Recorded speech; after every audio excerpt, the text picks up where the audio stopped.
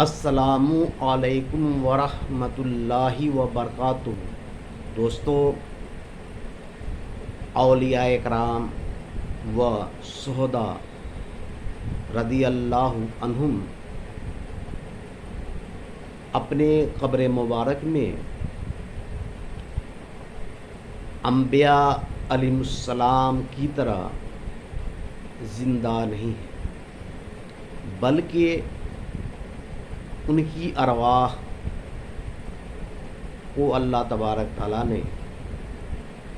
آزاد کر رکھا ہے، اور وہ جہاں چاہتے ہیں جاتے ہیں، اور اللہ تبارک تعالیٰ کے حکم سے وہ مدد بھی کرتے ہیں۔ اور اولیاء کرام و شہداء رضی اللہ عنہم اپنی قبر پہ آنے والے کو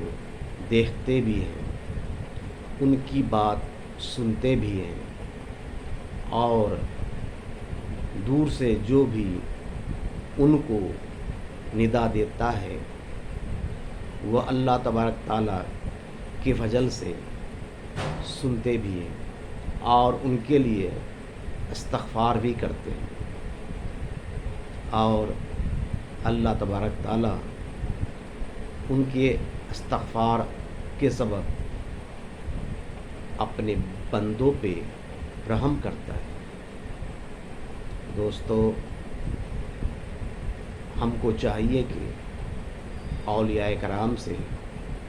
زندگی میں بھی اور ان کے بعد وفات بھی فیوض حاصل کریں، ان سے ہمیں بعد وفات بھی فیوض حاصل ہوتی ہے، وہ ہمارے لیے اللہ تبارک تعالیٰ سے استغفار کرتے رہتے ہیں۔ وآخر دعوانا الحمدللہ رب العالمین۔